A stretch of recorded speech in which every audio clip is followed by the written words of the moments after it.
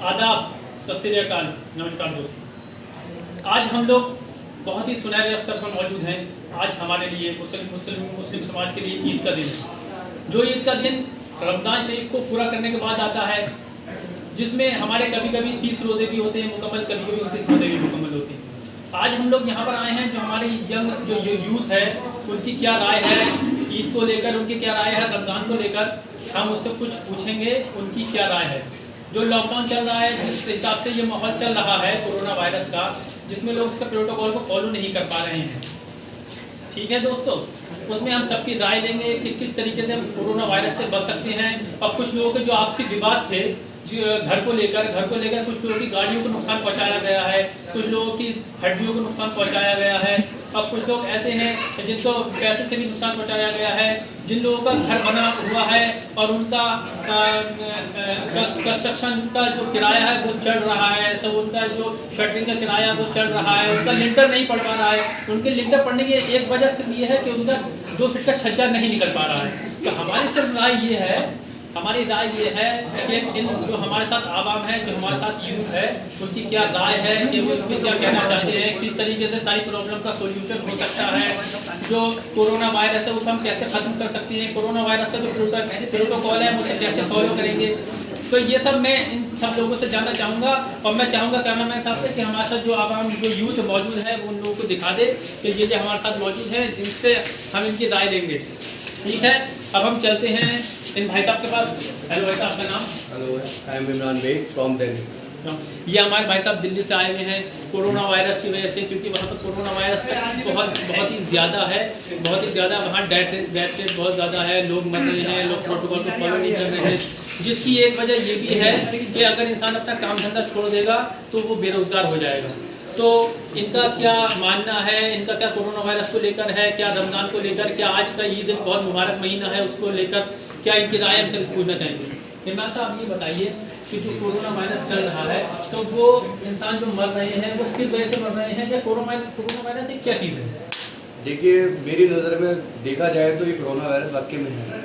असल में क्या था कि पहले जो कोविड लाइन जो थी और कोविड जो था जो फैला था पहले, उसको लेके हमारा ये कहना है, जो हमारी इंडिया के जो हमारी सरकारें हैं और जो हमारे प्रधानमंत्री नरेंद्र मोदी जी जो देश के लिए मतलब चाहते हैं कुछ करना, पर कहने का मतलब ये है कि जो देश में उनको दवाइयों की ज़रूरत थी, जो हम हिंदू वासियों को मतलब हिंदुस्तान के जितने भी अवाम हैं उनको जो दवाइयों की रिक्वायरमेंट थी वो रिक्वायरमेंट वो पूरी नहीं कर पाए। उससे पहले उन्होंने अपने स्टॉक बाहर विदेशियों के लिए ख़त्म कर दिया गया।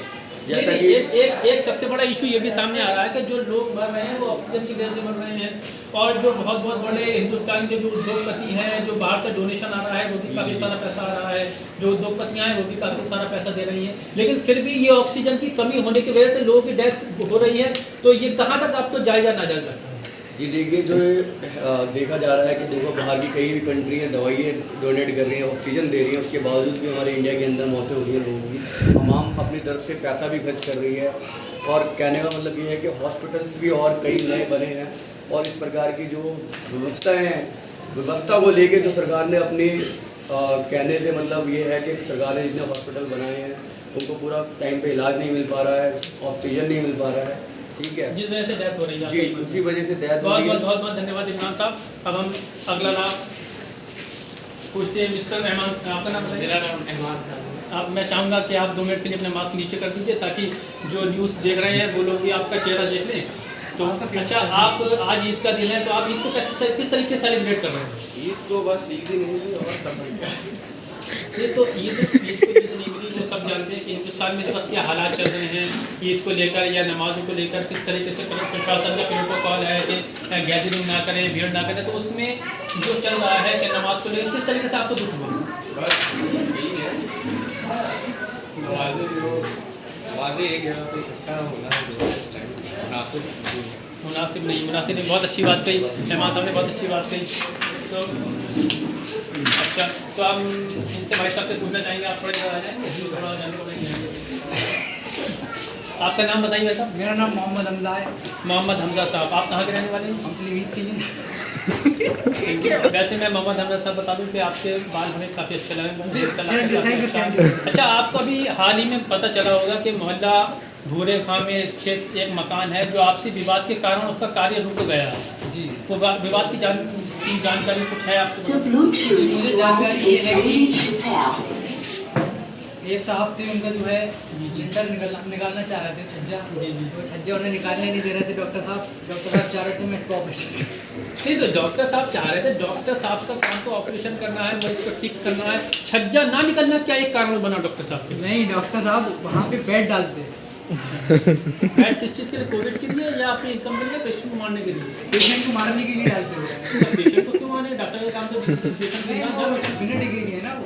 अच्छा, तो आप ये बताइए कि जो इसका हल क्या निकाला जाए, जो उनका छज्जा नहीं निकल पा रहा है, जो उनका जिस तरीके से शटरिंग का भी किराया चढ़ रहा है उनके ऊपर, और काफ़ी उनका अभी हाल ही में कुछ गुंडों के द्वारा जो उनकी अपनी पर्सनल चीज़ें थी, जैसे कार थी और मोटरसाइकिल थी, और उनके खुद के मकान को जो नुकसान पहुँचाया गया है, वो कहाँ तक आपकी नज़रों में सही है?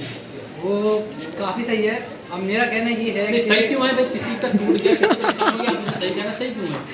नहीं जिन भाई साहब का टूटा है, मेरा उनसे यही कहना है कि आप जाएं डॉक्टर साहब के पास, डॉक्टर साहब को तोड़ दिया। ठीक है, तो आपकी क्या राय थी? देखिए, हमने आपको पेश करा कोरोना वायरस के लिए और ईद उल फितर के लिए, रमज़ान के लिए। यहाँ कुछ सदस्य ऐसे हैं जिनसे हम कुछ पूछना चाह रहे हैं, तो कुछ आप अपनी राय। हमारे साथ एक बहुत ही महान शख्सियत यहाँ पे मौजूद है, जो अभी मौजूद होकर आए हैं, अभी मौजूद होकर आए हैं। तो हम उनसे पूछना चाहते हैं, वो बहुत महान शख्सियत है, यहाँ से लेकर बरेली तक उनकी पूरी प्रॉपर्टी का काम है, उनका प्रॉपर्टी सारे प्रिंटिंग प्रेस का काम है। तो हम उनसे पूछना चाहेंगे कि आपकी क्या राय है? आपका नाम पूछना चाहेंगे? नाम आपका? मोहम्मद तौसीफ साहब। मोहम्मद तौसीफ, आप कहाँ रहते हैं? तो मेरा घर तो लोहिया हेड में है। आप अपना घर का, आप अपने सिटी का नाम बताइए और अपने मोहल्ले का नाम बताइए। आप कैमरे की तरफ देखिए, मेरी तरफ देखिए। एक और सबसे बड़ी महान शख्सियत हमारे साथ मौजूद है, वो हमारे साथ बहुत एक बहुत महान शख्सियत मौजूद है, जिनके साथ एक अभी हाल ही में एक बहुत खतरनाक वाक़या पेश आया है। जो उनके संबंधित कुछ लोग हैं, उनके मकान पे अटैक किया गया है। अटैक के साथ उनकी जो गाड़ियां हैं उनको तोड़ा गया है, उन गाड़ियों को काफ़ी नुकसान पहुंचाया गया है, जिसके कारण उन्हें काफ़ी नुकसान हुआ है। तो मैं इनसे पूछना चाहूँगा कि आपका नाम बताइए। इसके बारे में पूछना है। क्वेश्चन मैं करूँगा, आप नाम बताइए। अबे साले क्वेश्चन तो उसे लाओ भाई को मैं जूता मारूंगा। आप नाम बताइए। मैं तो ऐसे ही हिम्मत मारूंगा, मैं क्यों नाम लेके मारूंगा?